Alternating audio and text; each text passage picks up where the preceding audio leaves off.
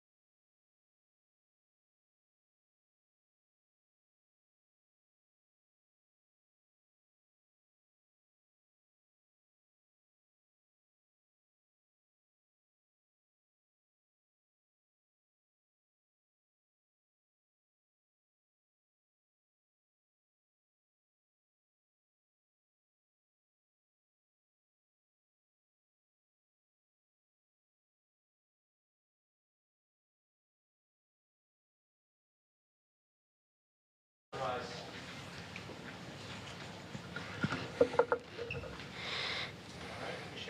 everybody coming out today, back in person. Good to see everyone. Start with some opening remarks from Coach Ross, and then I'll get you guys a question. Sure. Great to be back. As always, it's great to have you guys here that have a tremendous amount of interest in our program. Saturday will be our mental health awareness game against Washington, a game and cause that since I've been here has been important to me, my family, and our staff, and something that our players truly get behind. Bye week was really productive for us. We were able to get some guys back that were injured. We spent time trying to target one area to get better for each of our players, and each coach, we call it writing a prescription, wrote a prescription to our players to say, here's one thing after the first 4 games that if you improve at this skill, it'll help our team, it'll help us elevate. And so we were able to focus on the fundamental parts of the game of our players during the bye week, as well as get guys healthy, which is really important. Get some guys back that missed the Wisconsin game. With Washington, obviously, I had a chance to watch them against Ohio State. If you watch the game, you can tell that they are a very talented team going up against the defending national champions. They did a tremendous job for 4 quarters of, they got it to the 4th quarter. And I know for us as a football program, we always talk about let's get it to the 4th quarter to give ourselves a chance. And they're explosive on offense, starts with their quarterback. I think they rank 5th in Big Ten, averaging over 450 yards of offense. The final score of that Ohio State game, to me, is an indicative of how closely the game was played. And, I know they sustained a few injuries in their game, and not sure which of those guys will be back. But I can tell you, I've known Jed Fish a long time in the business. He spent time down at Florida, grew up in the Spurrier system, and spent a bunch of time in the NFL. And you can see his handprint all over the offensive side of it. Their D coordinator, Ryan Walters, a veteran D coordinator, former head coach that I had a chance to get to know as a head coach in this league. And again, being the D coordinator at Illinois the last couple of years, we had opportunities to go against his defense. Very well versed in. There'll be they'll do a great job. They play a lot of man coverage, mix it up with their 2-deep zone. They try to create the one-on-one pass rushers, and they do have great length, athleticism, and talent on that side of the ball. Being back in the shell, super excited to defend our home field advantage. I expect it to be a good crowd with family weekend being this coming weekend. Expect it to be great turnout and support for our young team as we continue to defend ourselves here in the shell. Our game captains will be Lou Ball, Eli Mason, and LeVan Scruggs will serve as our game captains, leading us into the Washington game. And with that, I'll open it up to whatever questions you guys have. Questions?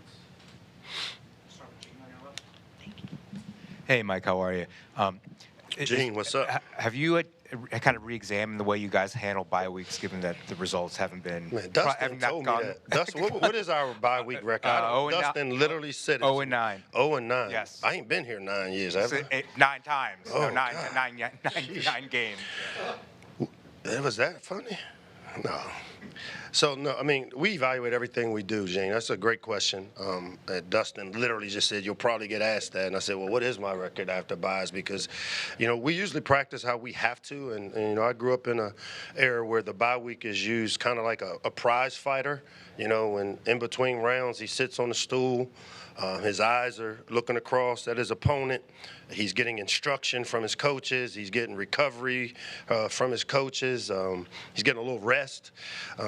But we did things a little bit differently. We actually, because of our depth, we didn't beat them up. I have a tendency during bye weeks to be really, really physical because that's what I grew up in under the Nick Saban approach where you're young players, you be real physical. We just can't afford to do that. So we condensed our practice opportunity time, but we still were physical. We still had shells and thudded and did some good things, but really looked at it as an opportunity to get some guys healthy while also focusing on things we haven't done well. And what I've learned about this young team is that most of the time when we've emphasized something to them, they've come back and done pretty well at it. So we wanted to find what are some of the small detailed things of the fundamentals of the game that we needed to improve upon for each player and then gear it toward that. We did a lot more individual. I think we had 30-minute individual period because of us wanting to get better with the fundamental part of it of a young team. Hey, Coach. Back here. Congrats on the win, first and foremost. Thanks, big guy. Very interested to know, with conference games being so vital, and you having a young team, kind of how have you seen their confidence grow after that win against Wisconsin over the bye? This team, as I keep saying, I don't see them act different. And I mean, that's the sign of a really young team because, I know it sounds like coach speak when you say they don't know what they don't know. They really don't. Everything they're going through for the first time, which is why the impact we can have on this team as coaches is really, really important. And, 2 weeks ago, we talked about we'll figure out and find out a little bit about ourselves after the Wisconsin game. And we just keep confirming that we do have a talented team, but I will continue to guard against declaring that we've arrived or they've arrived because the last thing to come when you have youth is consistency. And that's my job to make sure that we show up and consistently, we go 2 games without turnovers or offensive penalties. That's really clean. And I know some of you guys don't see that as a positive because maybe statistically, offensively, we're not what we've been in the past. But I'm just really happy that we're playing really clean, not turning it over, controlling the ball. And now our defense isn't always having to play a lot of plays. And so all 3 phases are improving. I think special teams has made probably the biggest jump from week 1 to week 4. I see our offense. We made some jumps playing clean, and then defense has really played lights out. But I will caution you that there is still a lot of things on tape to get corrected that we've watched as we self-scout ourselves. And with this young team, we're going to keep coaching them. Congratulations again, Coach. How you doing? D, what's up? How are you? You talked about it being a mental health awareness game. Mm-hmm. I wanted to talk a little bit more about mental health as well as the academics. So during the bye week, do you and your team or your staff have a moment where you guys kind of focus in on the academic part because you're in a bye? Or in that mental part, do you guys, give yourselves that mental break during a bye? Yeah, so as far as the mental break, they got away from the Wisconsin game. They had Sunday off. Monday we came in and did some work with and had our meetings to put it to bed, which typically we would have waited till Tuesday. We did meet on Monday. We stretched and strided them to get the kind of lactic acid out of the bodies. And then Tuesday, Wednesday, Thursday, we had some normal tight practices. We condensed the time that we were out there, but really did continue to focus on the fundamental piece of it. And then they had Friday, Saturday, Sunday off as a recovery, but as we talked about, it's a lot like that prize fighter. We get the recovery, we get the instruction, we get better in between rounds, but we keep our eye on the prize. And based on how we practiced yesterday, which was a more heavier Monday than we normally have, I like the way that they've responded with that. As far as the mental part of it, and the academic piece, one of the things we try to talk about is how do we limit distractions. And so this is the week. We have our academic meetings every Thursday at 11 o'clock where we go through each individual player in our program, and a lot of things are starting to catch up this time of the season, where now you've got midterms coming up, you've got papers coming up. We tried to focus on making sure with that extra time they had off that they got ahead of the curve with the academic piece so that we can focus and concentrate our energies on the opponent as much as we possibly can with limited late night distractions. Mike, good afternoon. Dave, what's up? How are you? You know it. Only 2 sacks allowed so far by your offensive line, and I think that's second nationally. What have been the seeds of success in keeping Malik upright this year? I mean, good coaches. Hal, Hunter, Robo really have done a great job with this young, inexperienced group of guys. I just was talking to Pep before I came up here, and our 2 tackles are playing at a high level. Ratrell Perry and Alan Haran are both guys that are playing at a very high level for us. I think also the quarterbacks have a better understanding of how to protect the football and protect themselves. And then, even though the run game hasn't been as efficient when you look at it statistically, we've run the ball enough and forced the run into some things enough that it allows us to not put them in harm's way. We've stayed in some third and mediums more than we've been in the third and extra long, which typically leads up to some sacks. But I think just staying ahead of the chains on first and second down, being able to run the ball, control the clock, has helped with some of the statistics when you look at the sacks. And I think you mentioned their quarterback, their running back, Jonah Coleman's a nice dual threat guy. What have you seen from him on tape? Heavy-handed runner. He's one of those guys that he's a tough tackle in terms of one guy coming. If you don't bring your feet and play and tackle him with leverage, he can make you look bad. He's one of those guys that, as I talk to Ted and our defensive staff, we got to be really good at the gang tackling, where you see when we are playing good defense, you see a lot of guys running to the football, and with this running back, it's going to take a lot of hats to the ball, because sometimes the first guy may not get him down, but we've got to do a great job of rallying and getting a lot of bodies to the football on a good runner, heavy-handed runner like Jonah.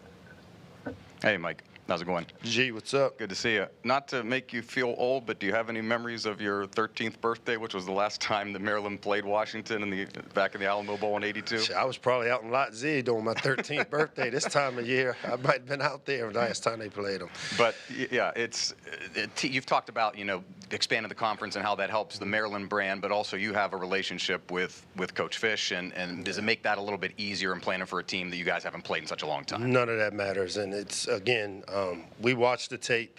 I say this in here a lot, and I know a lot of you guys don't believe it, but the opponent matters from schematics and the personnel and who they have, but all of the personal relationship. Football, I mean, there is no personal in football. It's the game. It's about the ball, and, my wife knows Jed's wife. Jed's a great dude. I got to know him from my time coaching at Florida. I know he's a New Jersey guy. I've seen him on the road quite a bit, but always has been a guy that I've kind of had an opportunity to get to know over the last 30 years in this business. And sharp football mind, sharp offensive mind, been around some really good coaches. But, when it comes down to what's going to happen Saturday, it'll be about me having my team ready to play. And for us on the defensive side of the ball, it's going to be about limiting those explosives. On the offensive side, it's creating some explosives, a little more than what we have, and consistently being able to run the ball when we have to. And then special teams either score or set up a score. I mean, that's kind of our approach this week. Hey, Mike. First off, love the outfit today. So It's Under Armour, man. My daughter works for Under Armour. It's a Japanese line with United arrows and the look, I guess, man. Came in a box already put together, too. So I just. Did she ship it to you, or was it? Oh, yeah, I get it shipped. I mean, can't have you coming by my house, Sam. Amazon drivers. Yeah, I don't know if I could work at UPS either. Yeah. But you talked about kind of some of the self-scouting mental mistakes that you guys had.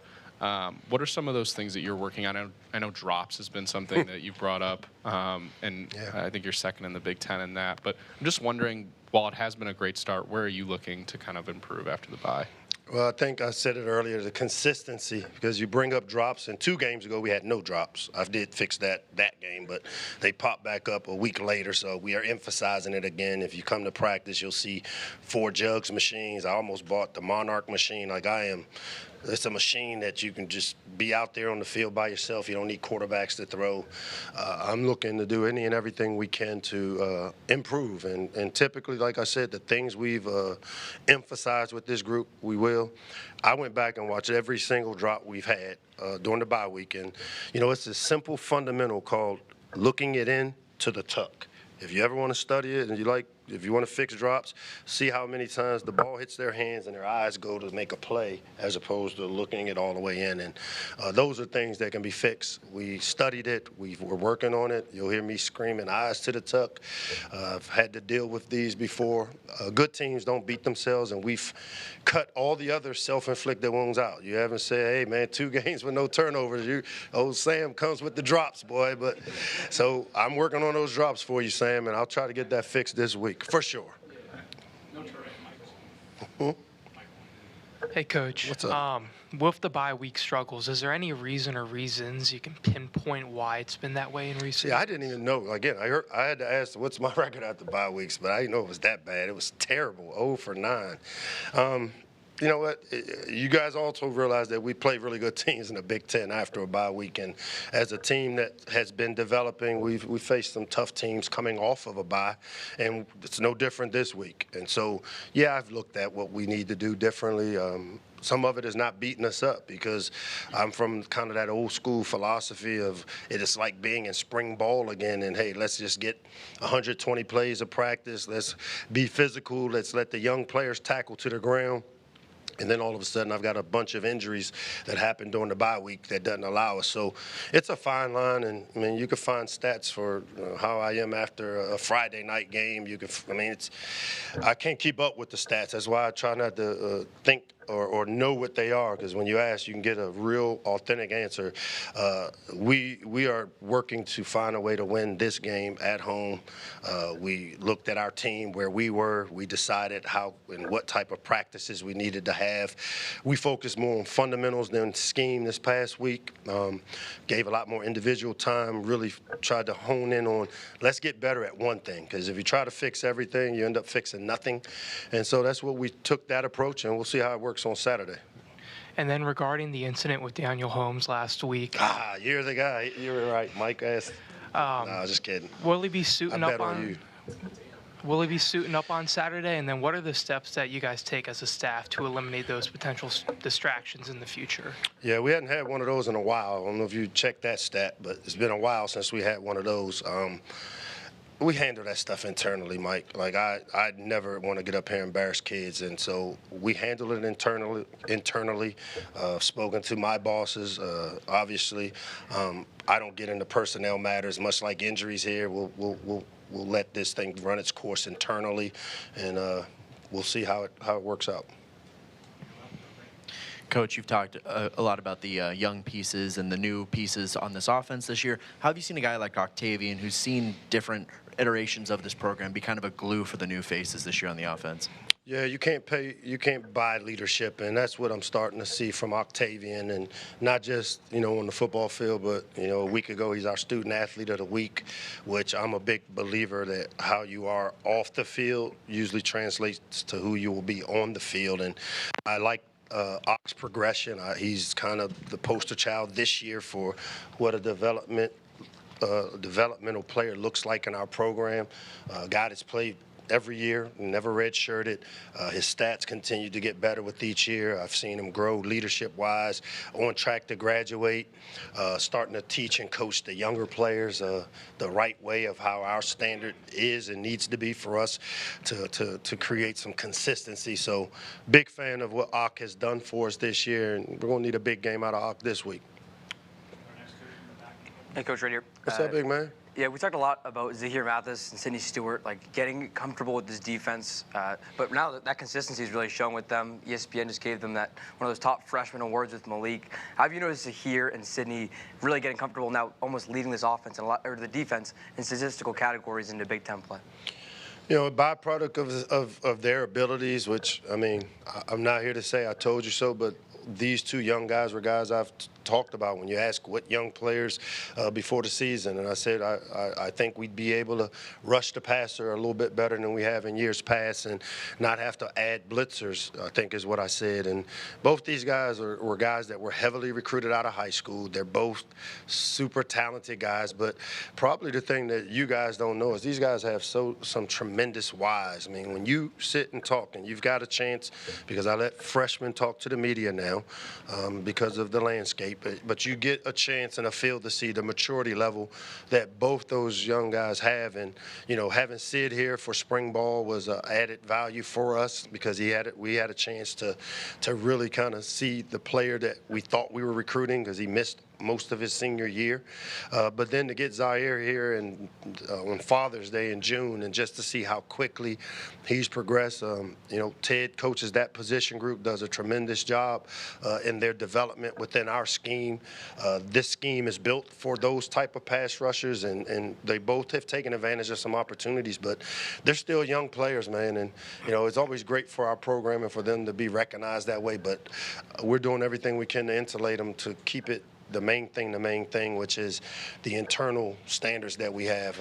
We haven't relied on external because nobody gave us a chance on the front end, so let's keep the main thing, and we'll keep coaching them to play to that level with great consistency. They've been big, and now a third of the way through the season. Just your thoughts overall on Ted Monachino's defense and how he's settled in here. I like the way Ted, Azar, Zach, football is the ultimate team sport, and as the head coach, sometimes I get way too much credit. I have no problem with the blame. With Ted, he should get a ton of credit because he's put in a system that fits what we need it to be to get the best out of our players. And the one thing I always mandate to my coaches is, put your best players in the best possible positions to be efficient and effective for us, and he's done a great job of doing that with the defensive side of the ball.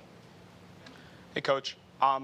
You talked about the freshmen just now and before, just saying how they don't know what they don't know, but in college football where seniors are bouncing around upperclassmen getting their shine for a year or so at schools, like how special or how rare is it to have freshmen leading the program here at Maryland?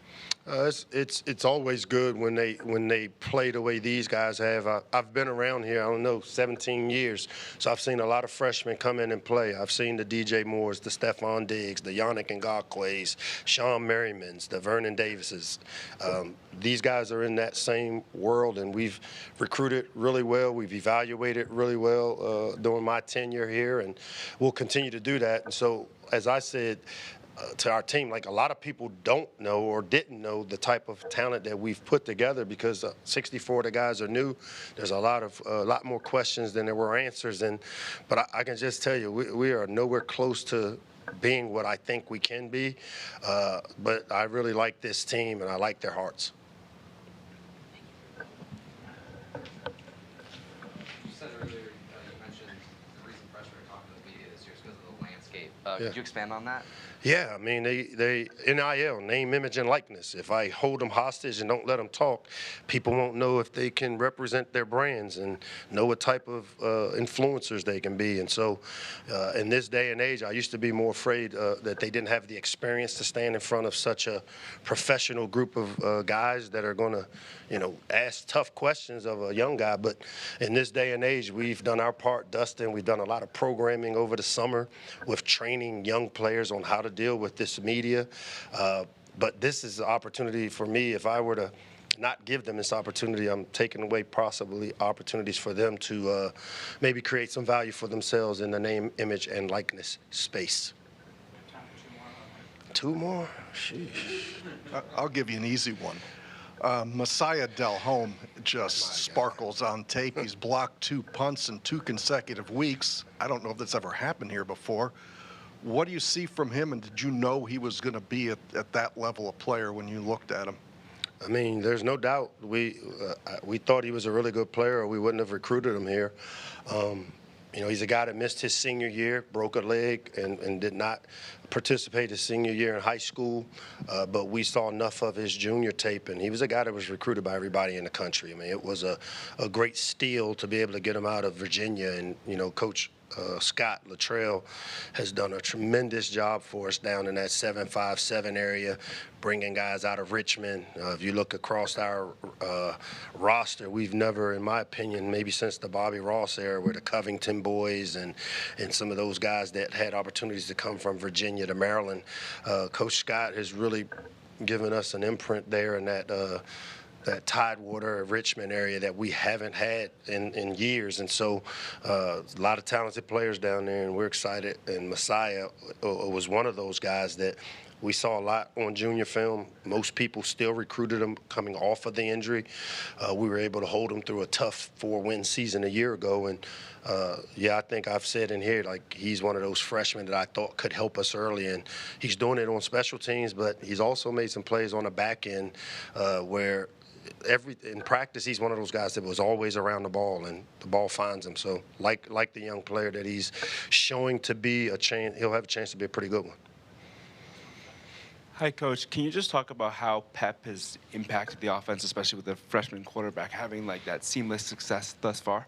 Yeah, the first part would start with, for me, a change in how I've done things, because anybody knows me, I'm a no-huddle, up-tempo team that tries to get 80 plays a game. And if you look at what we've done, we've had maybe 57, 60 plays. We play with not as much pace. We've changed a lot of some of the verbiage because we have new players that, in an effort for them to play early, much like in the NFL when they sign a guy like Darren Waller, who signed a week ago and he catches 2 touchdowns. Well, the only way he gets to play in the game is if you tell him what to do in your call, which is why we've huddled. Now that we have the communication, the time of possession has helped our defense, and probably one of the little changes that a lot of people don't recognize, but that's allowed us to be a lot fresher on the defensive side of the ball. It allows us to make sure everyone is on the same page when we do leave a huddle. Now, we mix our tempos in there to where we can play fast. But I think those are the types of things Pep has brought, Ted has brought, Dre has brought to special teams, is a different approach that allows us to get guys to play faster and earlier and not have to memorize maybe as much as we've had to when you do the no huddle and taking signals. Thanks, guys.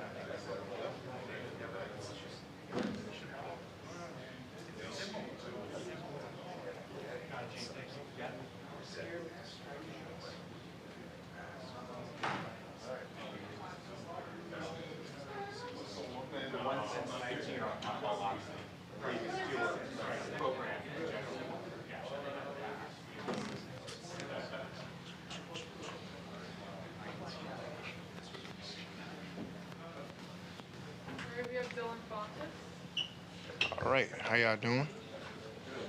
All right.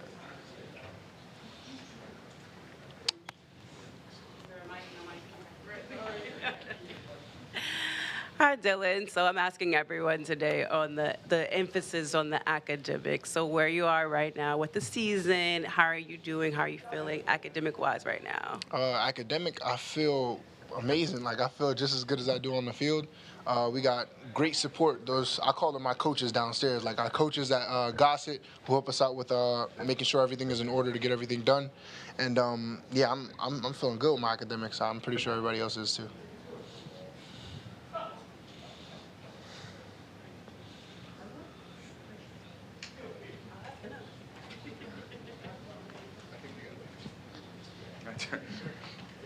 Hey, Dylan. All right, how you doing? Jonah Coleman, their running back, is a guy that's got one of the highest scoring players in the nation. And have you been studying him in film, and how can you guys do your best to shut him down at the line of scrimmage?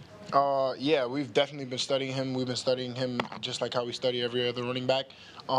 This guy is a smaller, compact running back. You know what I'm saying? And he can make plays.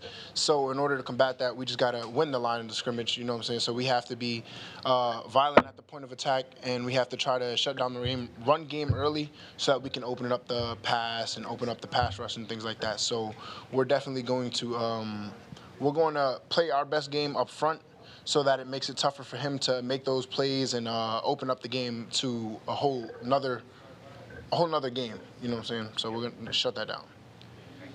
Hey, Dylan, and kind of, and just kind of building off that, Damon Williams, he's a guy that kind of probably the first true quarterback this year you guys have faced that has that dual threat ability. What kind of maybe jumps out on tape about him, and what kind of things are Coach Legette and Coach Monachino really emphasizing in practice? We're definitely looking at the fact that he has the ability to run with his legs, and the combination of like how we have a good running back and a good quarterback who can run as well, so that the fake opportunities and stuff like that. So we're just keeping our eyes sealed on our keys so that we know who to attack, where to attack, and make sure that we get these guys on the ground so that they don't extend plays more than they need to be.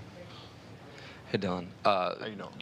Maryland's 0-9 following bye weeks under Mike Locksley. He talked about some of the changes that have been made about how you guys approach the bye week. Can you tell us a bit about how you experienced that? Well, I'll give you guys a little bit of insight into actual practice and like what it's like.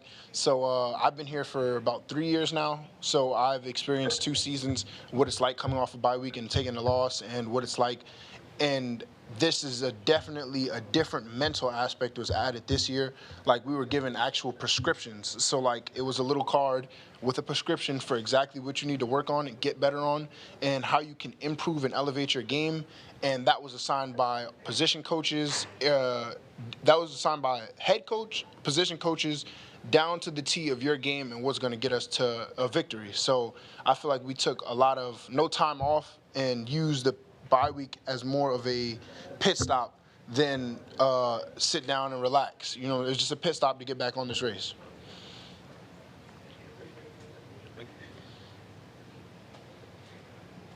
Am I good? Hey, Dylan.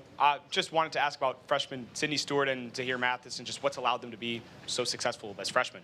I feel like their ability has definitely been able to shine and show why they've been so successful.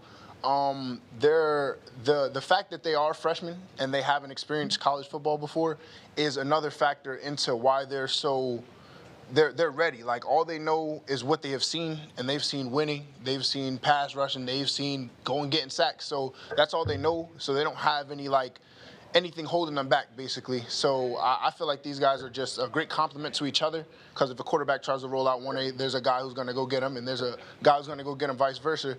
So, yeah, just each other and the actual defense, the concept and the scheme of it has definitely been able to let these guys' talent shine and give them the ability to go out and make plays. What's up, Dylan? Back here. Congrats on the victory, first and foremost. Interested to know, man, kind of how, seeing a bunch of young guys on the team and coming off of your first conference victory against Wisconsin, how have you seen, the young guys and their confidence kind of grow over the bye week? I feel like these guys' confidence have been, like, unwavering. It's been the same as it was when I met them in the summertime. When they came in, they were confident doing their lifts, and they were confident doing the PRPs, and they were confident doing everything leading up to that first snap against FAU. And that all has just been a spiraling, like a snowball effect. It's just been building and building and building. And I haven't seen anything, whether it was the close win we had against NIU or any type of adversity, has not aim them off track from that snowballing effect of just getting better in their game, more confident and hungry. Like, this entire freshman class, as well as the older guys, are absolutely just starving and hungry for the next week, and we want everything that's on the plate. So it's amazing to see that from these guys. How rare is that to see that type of hunger? I feel like it's a culture thing. Like, whatever the standard is, like, what's set in place for them is how they're going to fall in. Like, whenever somebody comes in as a freshman, obviously they're a recruit, so they have great, amazing athletic ability. But to have the mental mindset of going to attack the day every single day is a cultural thing, and that just is a testament to the coaching staff and the things that have been put in place, like the standard that we have set and what we do as a program.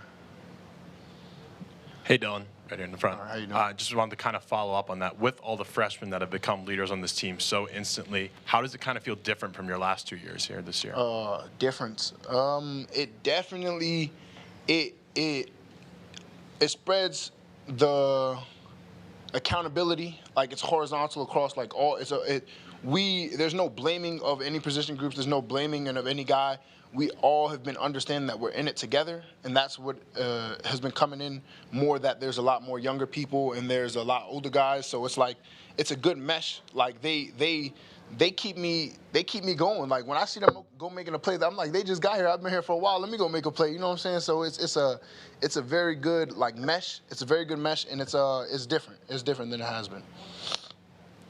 Hey, Dylan, right here in the back over here. You were talking a little bit about those prescription cards and, like, that new change for this year. Like, what did your card say, and what are some of the little things that you were trying to work on going into this Washington game? I've been trying to work on my pass rushing ability, going to get out to that quarterback and get him on the ground. So it's just been something specific that I had in myself. I got to work on my pad level. I want to work on my pad level, my striking ability, and the point of attack. I want to get the man knocked back off the line of scrimmage and be able to go make a play. And the prescription cards were so good because it's not going to write something that you are incapable of doing. It's something that you've been doing, and then now how you can stack on top of it. Like, in practice, they implemented certain things that, according to your prescription, you need to work on pad level, you're under the shoot. You need to work off getting off the ball. You're going to be doing get-offs before practice. So I feel like it's been an amazing thing to see that, like, the coaches could come up with, because it's obviously been, like you said, 0-9 off a bye week, and it's hard seeing that same stat, and then trying to change that stereotype, and being able to come up with something that is definitely going to work is amazing as a coaching staff. Locks mentioned it was a bit of a tougher, more physical Monday practice than you usually have. With those cards in mind, do you think that you were able to work on some of those things better because you knew what you needed to work on during the bye week yesterday? Yes, it's like a template, a guideline for where my feet should be. So it's like I'm not just looking at, oh my gosh, I need to get better, I need to get better. It's exactly what I need to do to add more value to this team. And I feel like that those cards and those prescriptions, it's like medicine, it's prescription. So it gives you exactly what you need to get better. Awesome, thank you.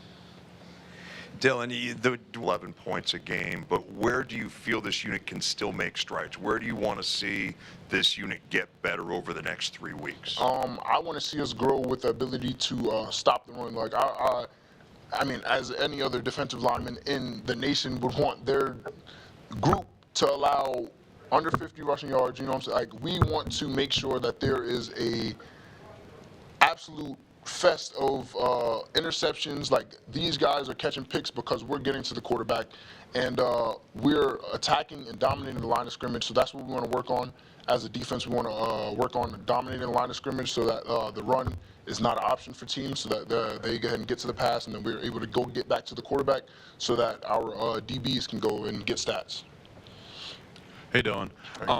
You guys obviously with the big win against Wisconsin, maybe the bye week came at a more unfortunate time for you guys because sometimes you want to keep that momentum rolling. How has that been emphasized to you guys this week, and how are you guys as a team and with the coaches trying to keep that same energy to get the big win this week? I mean, it's like what I just said. It's a metaphor that Coach Locks was using this as a pit stop. It's like we're not getting out of the car, we're not going on vacation, we're not going to the gas station, getting all the things we need. It's a pit stop, a 2-second stop in order to recharge, refuel, get our bodies back, and get right back on the track. Get back in the race, get back to whatever spot that you need to be so that you can go handle business. Thanks. All right, that's good. I appreciate y'all.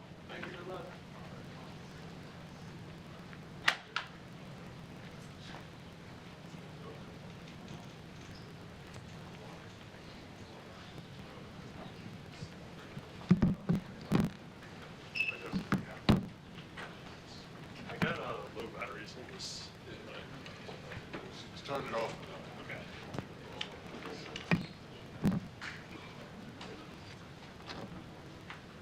All right, we have wide receiver Octavian Smith Jr. All right, question for Smith. I'll get you a mic.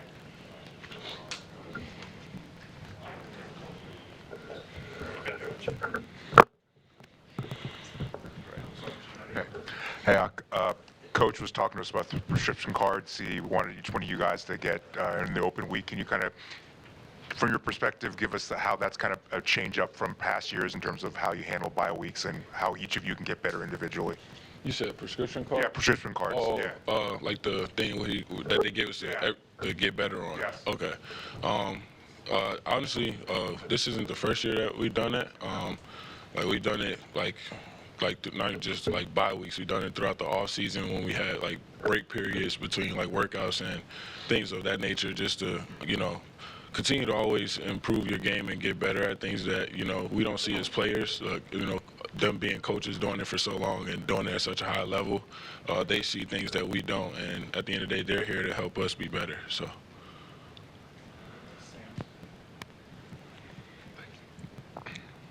Hey, Octavian. I wanted to ask you about your teammate, Shalik.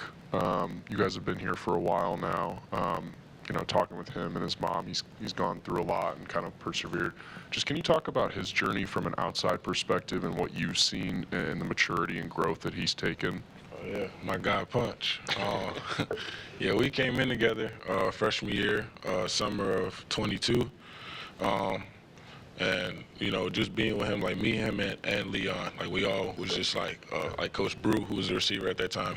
He called us Mo, Larry, and Curly, like because we were just always like three peas in a pod, and we were just always together, just trying to push each other to get better. Being all in the receiver room at the same time, like that freshman year, sophomore year, and even last year, we were always like behind great guys, like Ty Fell and Jay Sean Jones, Demas, Copeland came here, Rakim. Like we was always behind like great receivers, to learn after.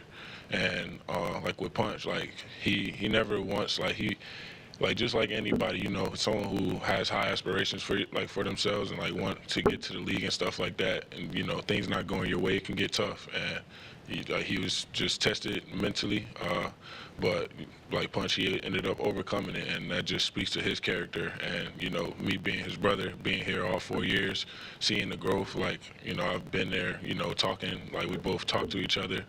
And you know, just got each other through it. And for him to have the season that he's having now, like the breakout season that everyone's having, it's not a surprise to me and anybody else that's been here in the program. You know, it's just a matter of when. Yeah, you said like when he was going through those, like kind of tested and you know wasn't really producing much on the field. Did you guys have conversations? What were you able to tell him, and how did he go about handling it? Because it's so often that you see guys just transfer if they're having down years, if he's a high recruit, that type of thing. Like, what did you guys talk about when he wasn't necessarily having the success? Really, just like it's like a saying, like stay down till you come up, like pretty much. And you know, that was really the biggest thing, like just staying down and just just keeping like head steady, keeping like staying mission driven, keeping the main thing, and really not like you mentioned the transfer portal, like just not like taking the easy way out, just trust God, trusting God's process, and just allow Him to allow us to see things through.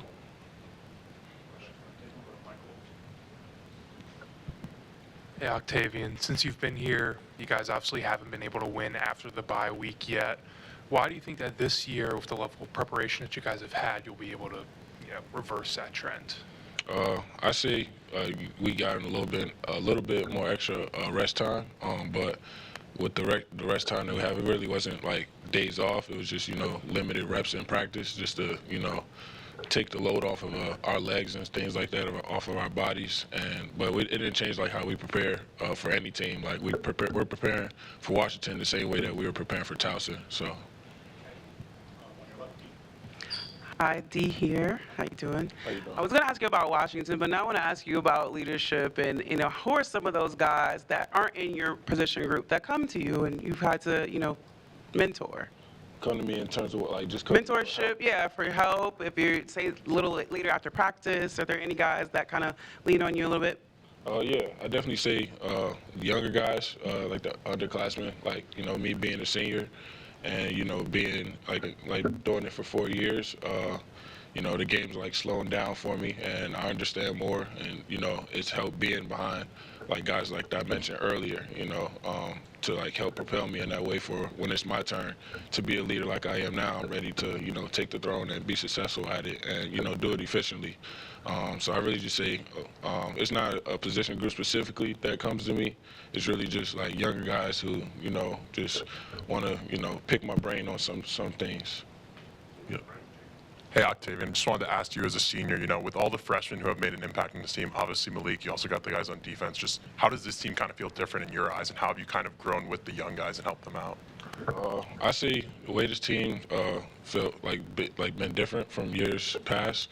I say like the camaraderie between everybody, like the brotherhood is stronger than I've ever been a part of being here. And I think a big part of that, and kudos to Coach Locks, this all season, this camp. I mean, we had every team meeting, we had like a brothers keepers moment where it allowed each other to, allowed us to be vulnerable in a sense. Us as men, we're told, oftentimes, bottle your emotions, not speak out or express your emotions because it's seen as weakness, in a sense. And with the brothers keeper moments, when we would come in a team meeting, they would say shuffle the deck. And it basically meant everybody stand up and sit with a different group of people that you may not talk to often, or you don't know, things like that. Just sit with a different group of people, and a question would pop up, and it would be like a deep thoughted question. And oftentimes, you see in the team meeting room, it would be guys crying, sharing their stories, hugging each other, things like that. And I think that was special. And I feel like that's why this year's team is so close knit and plays for each other. So is that kind of new this year? Yeah.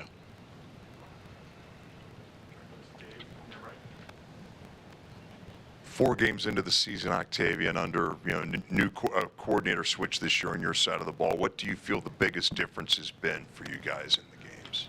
I feel like, with the new offensive staff, I feel like us having so much experience, like offensively, like we brought in a lot of guys who have NFL experience and done it at a high level. Like with Coach Pep, like you mentioned, offensive coordinator, him coming here and just, instilling his knowledge into us, I feel like it's just going to do nothing but propel us and, help us be better for when it's our time to, have an opportunity to, try out for the NFL. Like we know what we're talking about, and then like when it comes to like the plays and things like that, like and the terminology and like the longevity of them, like it wouldn't be a surprise to us. It would be something like we're used to because that's like what we call now.